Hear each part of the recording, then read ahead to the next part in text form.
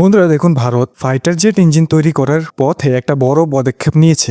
আমাদের কাভির ইঞ্জিন তার টেস্টে সাকসেস পেয়েছে। এখন আমেরিকার জিই F404 ইঞ্জিনের সাথে আমাদের কাভির ইঞ্জিনও গিয়ে বসবে। প্রায় ৪৫ বছরের চেষ্টার পর ভারত ইঞ্জিনের ক্ষেত্রে এমন বড় একটা সাকসেস পেয়েছে, এটা আগামী দিনে ইউএভি, ফাইটার জেট এবং মারিন গ্যাস টারবাইন তৈরির জন্য একটা বড় প্ল্যাটফর্ম তৈরি করে দেবে। এই টেস্টের সাক্ষী ছিলেন ডিফেন্স মিনিস্টার রাজনাথ সিং। তিনি ডিআরডিও এবং জিটিআরই এর সায়েন্টিস্ট এবং ইঞ্জিনিয়ারদের পরামর্শ দিয়েছেন যে এখন থেকে যেন একটা ডেডলাইন রেখে কাজ করা হয়। পাশাপাশি তিনি 6th জেনারেশন টেকনোলজি নিয়েও কাজ করার কথা বলেছেন। তাহলে ভারতের এই কাবেরী ইঞ্জিনের আসল সাকসেসটা কি, চলুন দেখে নেওয়া যাক। বন্ধুরা দেখুন, ভারত যতই আত্মনির্ভর বা স্বদেশীর কথা বলুক না কেন, আমাদের নিজেদের একটা ফাইটার জেট ইঞ্জিন তৈরি করতে না পারার আক্ষেপ সবসময় ছিল। ফাইটার জেট ইঞ্জিন তৈরি করাকে হোলি গ্রেল বলা হয়। এটা অত্যন্ত কমপ্লেক্স একটা টেকনোলজি। প্রায় 1700 ডিগ্রি সেন্টিগ্রেড পর্যন্ত হাই টেম্পারেচার সহ্য করার ক্ষমতা এই ইঞ্জিনের থাকতে হয়। এর জন্য বিশেষ মেটেরিয়াল এবং একদম নিখুঁত ইঞ্জিনিয়ারিং প্রয়োজন। একটা ছোট ভুল বিমানকে ক্র্যাশ করিয়ে দিতে পারে। এটা অর্জন করতে হলে প্রচুর ইনভেস্টমেন্ট দরকার হয় এবং গবেষণার জন্য অনেক বছরের সময় প্রয়োজন। বর্তমানে এই ইঞ্জিনের সাফল্যতা পাওয়া দেশগুলির লিস্টে আমেরিকা, রাশিয়া, ফ্রান্স, ইউক্রেন এবং চায়নার নাম আসে। যদি নিজেদের ফাইটার জেট ইঞ্জিন তৈরি করা সম্ভব হয়, তবে এই সেক্টরে অন্যদের উপর ডিপেন্ডেন্সি বা নির্ভরতাকে কাটিয়ে ওঠা সম্ভব হবে এবং আমরা স্বাবলম্বী হতে পারবো। এই কারণে ভারত 1980 সালে কাবেরী ইঞ্জিন তৈরির পরিকল্পনা শুরু করেছিল, কিন্তু সেটা সফল করতে আমাদের 45 বছরের সময় লেগে গেল। ডিআরডিওর শাখা সংস্থা জিটিআরই অর্থাৎ গ্যাস টারবাইন রিসার্চ এস্টাবলিশমেন্ট এই কাবেরী ইঞ্জিন তৈরি করার জন্য শুরু করেছিল, কিন্তু প্রথমে এর থ্রাস্ট বাড়ানো সম্ভব হচ্ছিল না। এক সময় এমন পরিস্থিতি হয়েছিল যে মনে করা হয়েছিল যে এই প্রজেক্ট হয়তো সফলই হবে না বা এটা একটা ফেল্ড প্রজেক্ট হবে, কিন্তু হাল না ছেড়ে গবেষণা চালিয়ে যাওয়া হয়েছে এবং তার ফল এখন পাওয়া যাচ্ছে। বন্ধুরা, এখানে কাবেরী ইঞ্জিন তার থ্রাস্ট 48 কিলো নিউটন কেএন পর্যন্ত নিয়ে যেতে সফল হয়েছে, কিন্তু ফাইটার জেটগুলো যখন টেক অফ করে বা ওড়ার সময় যখন নিজেদের গতি আরো বাড়াতে চায় অর্থাৎ সুপারসনিক স্পিড পেতে চায়, তখন সেগুলোতে আফটার বার্নার লাগানো হয়। এটার মধ্যে যে শক্তি তৈরি হয় তাকে ভয়েড থ্রাস্ট বলা হয়। অর্থাৎ ফিউল যখন সরাসরি এক্সস্ট স্ট্রিমে ইনজেক্ট করা হয় তখন যে বাড়তি শক্তি তৈরি হয় সেটাই হলো এটা। কাবেরী ইঞ্জিনে এই আফটার বার্ন লাগানোর পর এর থ্রাস্ট 70 থেকে 72 কেএন পর্যন্ত পৌঁছেছিল, কিন্তু সুপারসনিক ফাইটার জেট জন্য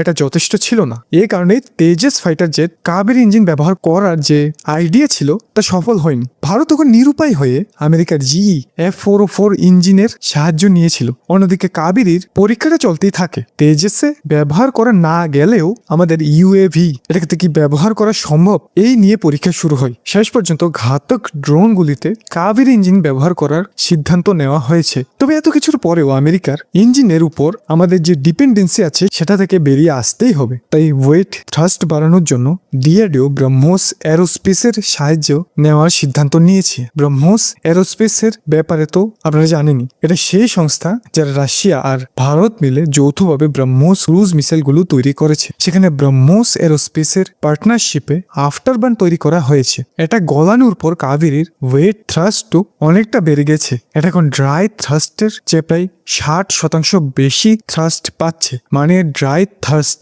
48 থেকে 52 কে হলে এখন নতুন আফটারবার্ন লাগানোর পর এটা 80 কে পার করে যাচ্ছে। তার মানে কাবেরী এখন GE404 এর লেভেলে চলে আসছে। বন্ধুরা, এখানে আমেরিকার জিই তৈরি 404 ইঞ্জিন আর আমাদের কাবেরী ইঞ্জিনের মধ্যে মিল আর কাবেরীর দুর্বলতা দুটোই যদি আমরা দেখি, তবে কাবেরী ইঞ্জিন 48 থেকে 52 কে পর্যন্ত ড্রাই থ্রাস্ট দিচ্ছে, সেখানে GE404 দিচ্ছে 49 থেকে 54 কে। আবার আফটারবার্ন লাগানোর পর কাবেরীর থ্রাস্ট 81 থেকে 83 পর্যন্ত পৌঁছে যাচ্ছে, যেখানে GE404 প্রায় 78 থেকে 85 কে পর্যন্ত পৌঁছায়। ওজনে কাবেরী 135 কেজি ছিল, এখন সেটা কমিয়ে 1180 কেজি করা হচ্ছে। এদিকে GE404 এর ওজন প্রায় 1036 কেজি। এখন যদি আমরা কাবেরী ইঞ্জিন তৈরি করি তবে এটা হবে পিওর স্বদেশী ইঞ্জিন, কম খরচে তৈরি হবে। ভবিষ্যতে আমাদের দরকার মতো এত ইমপ্রুভমেন্ট করার সুযোগ থাকবে। এছাড়া বিদেশের উপর ভারতের নির্ভরতা এত কমবে। এটা সত্যি যে 404 ইঞ্জিন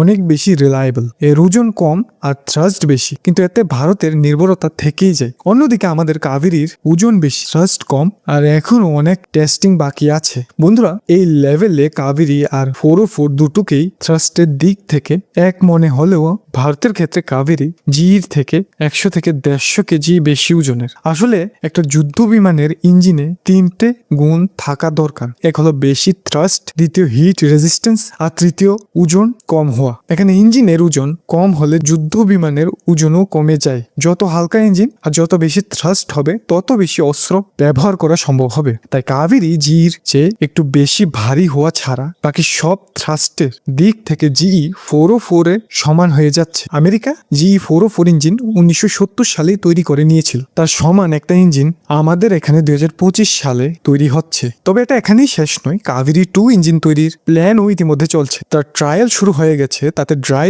থ্রাস্ট 55 থেকে 58 কেএন এবং ওয়েট থ্রাস্ট 90 থেকে 100 কেএন করার টার্গেটও নেওয়া হয়েছে। বন্ধুরা, এখানে 90 থেকে 100 কেএন মানে সেটা আর GE404 নয়, GE414 ক্যাটাগরিতে চলে আসবে। তার ওয়েট থ্রাস্ট হলো 98 কে, তাই ওটাও দ্রুত তৈরি হওয়ার লক্ষণ দেখা যাচ্ছে। এখনকার তৈরির কাবেরী ইঞ্জিনকে আনম্যান্ড এরিয়াল ভেহিকেলে ব্যবহার করে কাবেরী 2 ইঞ্জিনকে তেজস মার্ক 1 আর মার্ক 2 তে ব্যবহার করা সম্ভাবনা আছে বলে জানা যাচ্ছে। এটাকে আরো উন্নত করলে আমাদের এমকা প্রজেক্টেও এটা কাজে লাগতে পারে। এখন ফ্রান্সের স্যাফ্রনের সাথে ভারত ইঞ্জিন তৈরির চুক্তি করায় তাদের সহযোগিতায় কাবেরী আরো কারিগরি শক্তি পাবে বলে মনে করা হচ্ছে। বন্ধুরা, পরশুদিন ব্যাঙ্গালোরে জিটিআরই ল্যাবে কাবেরী ইঞ্জিনের পরীক্ষা হচ্ছে। সেই সময় ভারতের প্রতিরক্ষা মন্ত্রী রাজনাথ সিং সেখানে উপস্থিত ছিলেন। স্বাভাবিকভাবে জিটিআরই এবং ডিআরডিও ইঞ্জিনিয়ারদের অভিনন্দন জানিয়ে রাজনাথ সিং বলেন, ভারতের ভবিষ্যতের লক্ষ্যের জন্য তৈরি হন। শুধু তাই নয়,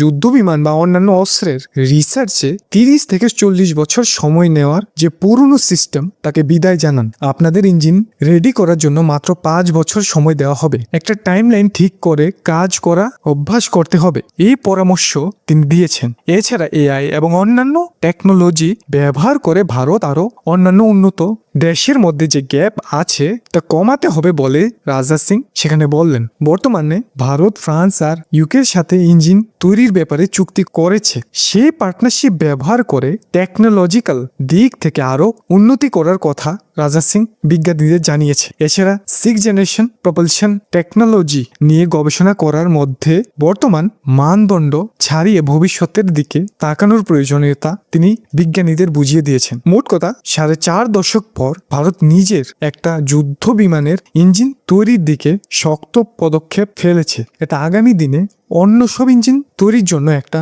প্ল্যাটফর্ম হয়ে উঠবে বলে ডিআরডিও আর জিটিআরই জানাচ্ছে। যুদ্ধ বিমানের ইঞ্জিন হিসেবে কাবেরীকে ব্যবহার করা হবে কিনা জানা নেই, কিন্তু আমাদের ভবিষ্যতের ইউএভি গুলোর জন্য একটা দারুণ ইঞ্জিন দিতে এই পরীক্ষাগুলি অবশ্যই সাহায্য করবে। কাবেরী 2 রেডি হওয়ার পর সেটা আমাদের যুদ্ধ বিমানে লাগানোর সুযোগ থাকবে। এ ছিল বন্ধুরা কাবেরীর সাফল্যের কিছু তথ্য। পরের এপিসোড আরো বিশেষ কিছু তথ্য নিয়ে দেখা হবে। ততক্ষণ পর্যন্ত জয় হিন্দ।